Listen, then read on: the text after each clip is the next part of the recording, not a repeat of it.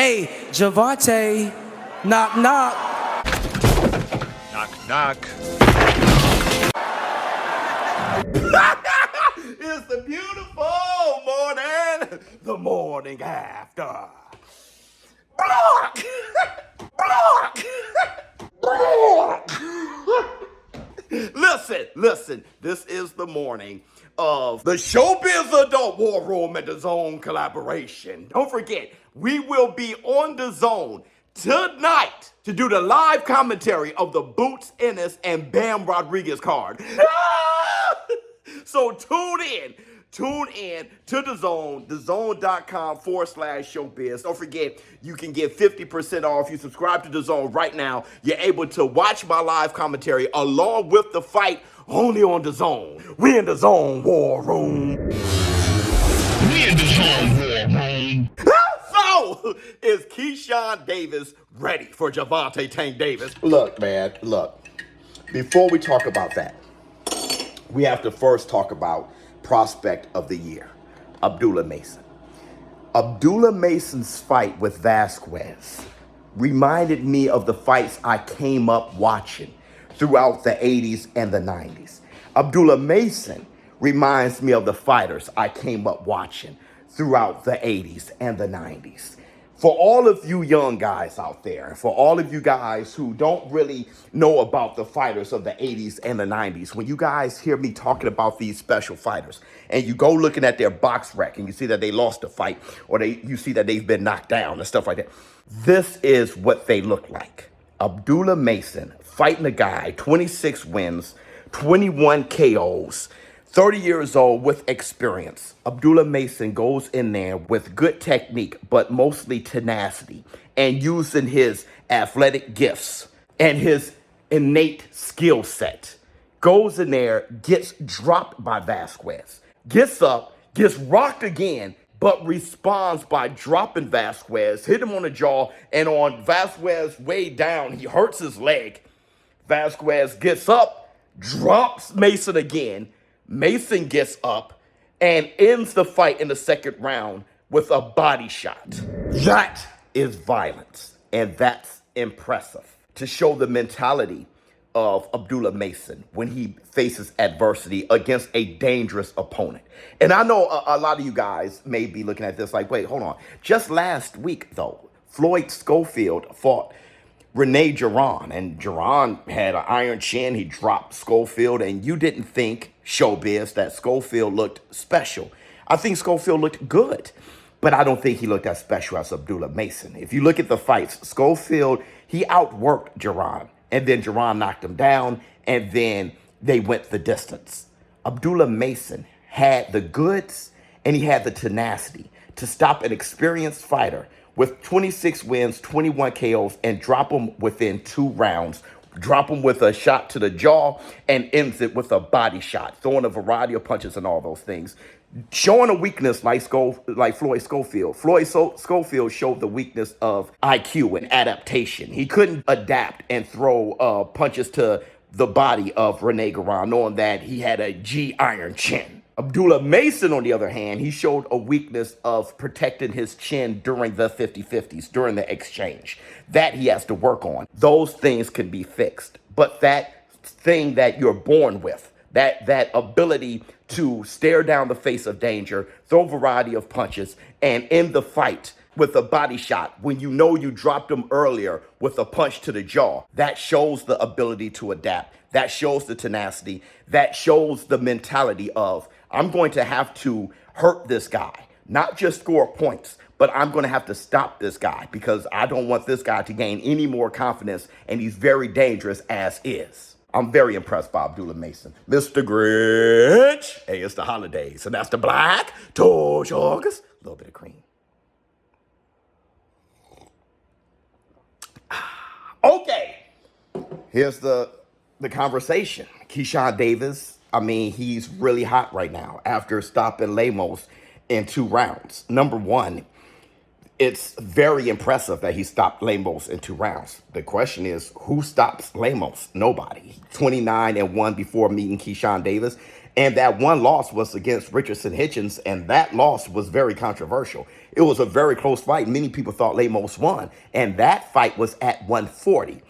The story behind this fight with Keyshawn Davis of Lemos coming down to 135 and weighing in over the 135 limit and over the 140 limit. So if this fight was at 140, he wouldn't have made it by a pound. So that is a double trouble. That's extremely unprofessional. And then he says, forget the 10-pound rehydration clause, meaning that he can't come in over 145 pounds. He comes in 155 pounds. So that's triple double trouble. And Keyshawn Davis starts out throwing punches to the body. I'm talking about a great jab to the body, and he started doing it before I can even really say it. I was thinking like, hey, start throwing punches to the body, a jab to the head, do the Floyd Mayweather. You guys heard me say that last night during live. And I'm telling you, simultaneously while I was saying that, Keyshawn Davis was already doing that. Keyshawn Davis was showing that IQ, showing the athleticism, showing the tenacity, and landing hard punches on Lemos, and especially going to the body. But he had to get Lemos's respect. The funny thing is, Lemos didn't get Keyshawn Davis's respect. He hit Keyshawn Davis on the shoulder. Keyshawn Davis said he's not really swatting. Keyshawn Davis pushes him around. He moves Lemos around with one arm. He extends the left and he moves him around, showing an amazing amount of strength and balance and leverage, and knowing how to position himself to move around the bigger and stockier Lemos. And not only does he drops Lemos with a crazy flash knockdown right hand during the exchange while escaping, he was able to just traumatically hurt Lemos once Lemos got up. Lemos Bambi legs all over the ring, and then he stops him with patience the third time. Stepping to Lemos and starting at the body and patiently breaking down Lemos. All those things that we saw from Keyshawn Davis, you know that he has the goods. And he was caught with a punch during the exchange when he dropped Lemos the second time. So he showed the ability to sit there with a guy who's 155 pounds coming in, known as a heavy puncher, throwing big punches to knock Keyshawn Davis out with no regard of the rules. And Keyshawn Davis sat there in the fire, got, a punch landed on him, but not before he was able to land his own. Keyshawn Davis showing that he has the goods. And they're saying that he's going to fight Baranchik for the title next. So those are all good things. The question is Keyshawn Davis ready for Gervonta Tank Davis? We heard Keyshawn Davis call Gervonta Tank Davis out. Hey, Gervonta, knock, knock. And now that's the debate. People want to know, is everybody glazing, blowing smoke? Here's my thoughts. Keyshawn Davis is more ready for Gervonta Tank Davis than Frank Martin was. And that's Gervonta's last fight, and we were all excited about that. I think Keyshawn Davis shows more than Frank Martin. I can care less about how many fights Keyshawn Davis has. I'm talking about Frank Martin and Keyshawn Davis. He shows more. And Gervonta Tank Davis not only fought Frank, we were all excited about it, and it was a great victory. Now, like my boy Noble Life said on Instagram, I totally agree with this, because I've said this many times myself, and I don't think people understand the concept. When someone says that Keyshawn Davis is ready for Tank, it's not a prediction on Keyshawn Davis beating Tank. Just saying he's ready for him. He's more ready for him than Lamont Roach is, right? We're just saying we want to see a good fight. Keyshawn Davis versus Gervonta Tank Davis is a good fight. With that said, I personally I'm not looking for Keyshawn Davis versus Tank Davis next, because it's not next. And I think it makes sense for him to fight Baranchik next. If Keyshawn Davis were to stop Baranchik or look as good as he did against Lemos, or these last two times I've seen him with Bomac, and he becomes champion, that's when I would be pushing for the fight of Keyshawn Davis versus Gervonta Tank Davis. But I don't think Gervonta Tank Davis and Keyshawn Davis would ever fight, because it's just, like I was saying last night, it just doesn't seem to be the type of fight that Tank Davis fanboys are going to call for, and not the type of fight Gervonta Tank Davis fanboys are going to think is the proper fight. right? They're going to talk pay-per-view numbers, and they're going to talk A-side, and they're going to talk all the Floyd Mayweather talking points. So they're not going to talk about what makes for a great action-packed fight. I don't think that fight happens, especially with, one being with Top Rank, the other one being with the PBC, the cross the street thing. I just don't see it, all right? Plus, Gervonta Tank Davis talking about fighting Ryan Garcia in a rematch. Looks like, he kind of got his hands full a bit, trying to take on Gervonta. And then we're not sure what's going to happen after that. You talking about Shakur Stevenson, stuff like that, which I think Keyshawn Davis has a better chance of beating Tank than Shakur. I think Shakur, his approach would be to survive Tank Davis, right? It'll be a documentary called Surviving Tank Davis. Shakur Stevenson's going to try to pot shot, move around, and see if he can survive for 12. And with that approach, Gervonta is going to hunt him down, and he's going to beat him. Either way, I don't see him actually being a danger for Gervonta's health. Keyshawn Davis, on the other hand, he has everything. He has all the attributes that would give Davis trouble to me. When I think of who would beat Davis, would have to be taller than him, has to be a great athlete, has to show IQ, pedigree, which he has in his DNA, has to have a very good power and accuracy, has to have the ability to adapt. He just got to have a lot of the goods, has to be physically opposing, and has to believe that he's great in his mind. That thing that you don't teach with Keyshawn Davis fighting the Olympics, representing the states, having a silver medal or earning the silver medal, and then going on and accomplishing the things that he's doing at 135. Keyshawn Davis thinks that he's up next. And that's the exact mentality, and that's the exact type of fighter. Those are the exact type of attributes that would be a good fight for Gervonta Tank Davis at 135. Now, I want to say this. There's a lot of people who are kind of responding to how I responded to Lemos, and challenging my response of Lemos coming in 6.4 pounds over and saying that my energy for Ryan Garcia, when he came in 3+ pounds over against Devin Haney, that my energy was different. And why? Why is your energy different towards Lemos and calling him all these names and stuff like that, and openly supporting Keyshawn Davis? Why was it different with Ryan Garcia? Ryan Garcia, where I want to make this known first.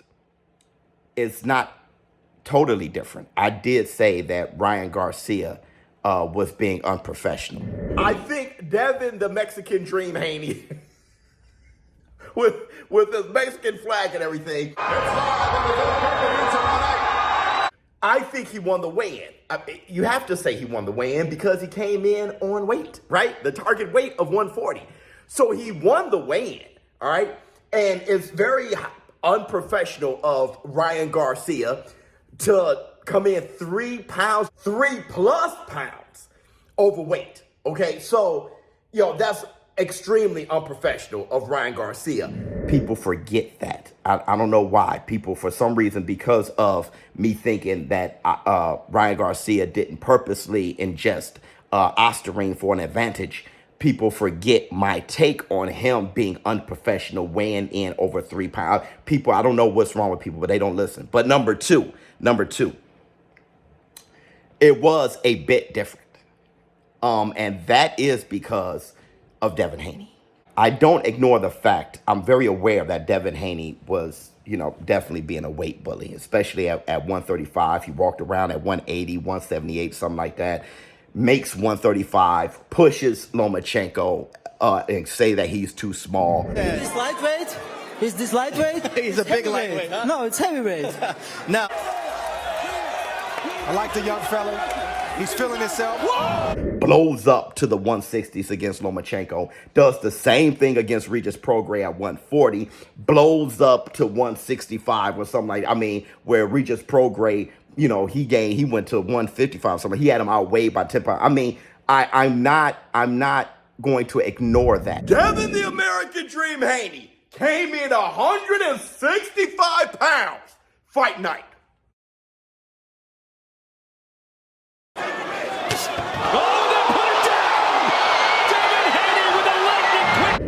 I'm thinking a snack that allows for that. All right. because that's just not natural. You can make that weight and then just jump all the way up like that. So with me knowing that that's what he's doing, Ryan Garcia, missing weight, and Devin Haney, and I thought it was unprofessional, but Devin Haney saying, I'm going to whoop his ass anyway. And then I see him in the ring, and Devin Haney does his blow up shit. Ryan Garcia, he doesn't have to blow up much. He didn't even make the weight, right? I'm just like, man, that's about right. That's why my energy was a bit different. It was because Keyshawn Davis was doing everything the right way and how he does it, while Devin Haney is really a well-known weight bully. But let me know how you feel in the comments below. Don't forget, show up to the Zone to watch the War Room on TV live tonight. I'm out.